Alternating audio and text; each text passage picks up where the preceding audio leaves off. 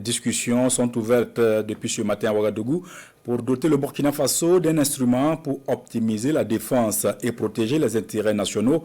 Ce sont les premières journées de dialogue défense, sécurité, finance et diplomatie.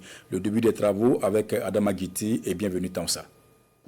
Un rendez-vous qui a lieu pour la toute première fois et qui se veut un instrument de puissance, d'anticipation, de cohérence et de souveraineté, d'où un recours à 4 piliers intimement liés, défense, sécurité, finance et diplomatie. Le Burkina Faso se réorganise, l'heure est au renforcement de la synergie d'action dans un contexte géopolitique dynamique.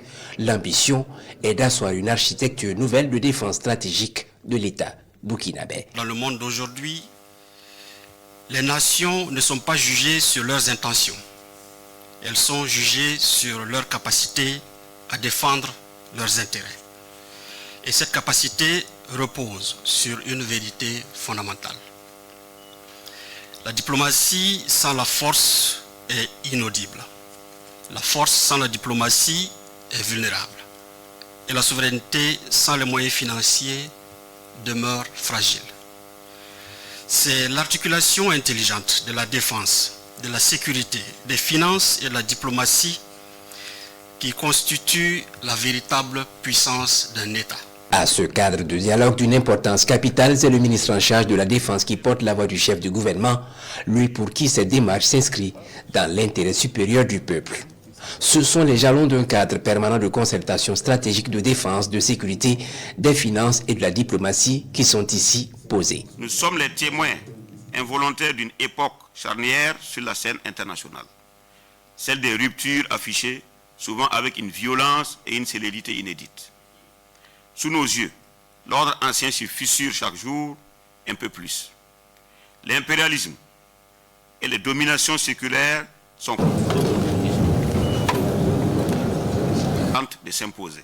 Cette ébullition, nous la voyons, c'est l'émergence de ruptures stratégiques, la naissance d'alliances nouvelles et souveraines à l'image de la Confédération des États du Sahel. Une résurgence de la loi du plus fort et le mépris affiché pour le droit international et le multilatéralisme. Face à ce tumulte mondial, le Burkina Faso, berceau de la révolution de Thomas Sankara et fer de lance de la révolution progressiste populaire, ne peut se contenter d'être un spectateur passif ou un simple exécutant d'agenda importé. Ces dynamiques complexes nous imposent de repenser en profondeur notre action. Anticiper les menaces avant qu'elles ne deviennent des crises, aligner la diplomatie burkinabé sur les réalités sécuritaires, organiser nos ressources financières vers nos priorités stratégiques, parler au monde d'une seule voix, une voix souveraine, voilà qui justifie la tenue de ce cadre de dialogue défense, sécurité, finance et diplomatie. L'histoire nous enseigne une leçon simple. Les nations qui survivent sont celles qui savent transformer leurs institutions en une seule force stratégique. Et aujourd'hui, nous avons cette responsabilité historique. Construire une architecture nationale capable de protéger, de défendre et de projeter les intérêts du Burkina. Telle est notre mission.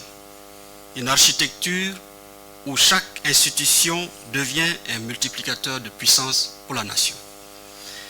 Sous le leadership du camarade Premier ministre et sous les orientations du président du Faso, nos journées marqueront, j'en suis convaincu, un tournant stratégique. Un tournant d'un Burkina Faso plus cohérent, un tournant d'un Burkina Faso plus stratégique, un tournant d'un Burkina Faso plus souverain. Vous savez que la diplomatie est animée par beaucoup d'acteurs. Nous avons des gens de la défense, des diplomates de carrière et aussi d'autres acteurs, notamment de l'économie et de la sécurité. On ne peut pas bâtir une diplomatie forte si on n'est pas fort militairement. On ne peut pas bâtir non plus une force si on n'est pas économiquement fiable. Donc, l'idée est que tous ces acteurs parlent ensemble, qu'ils se concertent et qu'ils travaillent en synergie pour que nous puissions ensemble bâtir cette diplomatie selon les orientations du président du Faso, le capitaine Ibrahim Traoré. Dans un monde en pleine reconfiguration où les rapports de force évoluent, les alliances se redessinent, les intérêts se défendent avec plus de fermeté. Seuls les États et les espaces stratégiquement organisés survivent, se convainquent ces acteurs.